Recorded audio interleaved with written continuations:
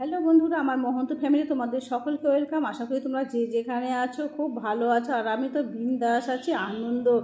দীঘাতে এসেছি আর জানি না, বুঝতে পারছি না কুম্ভ মেলা এলাম না দীঘাতে স্নান করতে এলাম।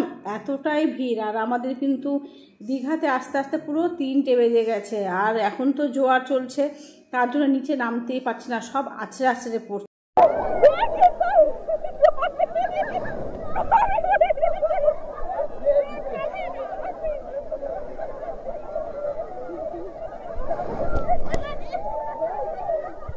দুঃখের বিষয়ে নামতে পারলাম না, চলে এলাম হোটেলে সুইমিং পুলে স্নান করব। আর বাচ্চারা তো নামতে পারছে না, শুধু পড়ে না আমার হাতটাই কাটলো, বুঝলে।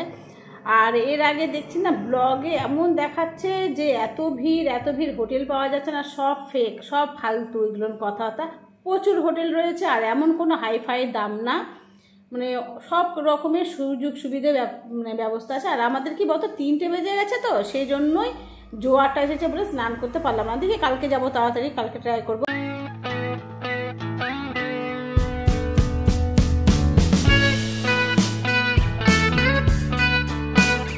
এই তো স্নান টান করে চলে এলাম। এখন কিন্তু বাজে বিকেল 5টা। জানি না খাবার পাবো কি পাবো না, বেলাও তো হয়ে গেছে না, বিকেলে হয়ে গেছে।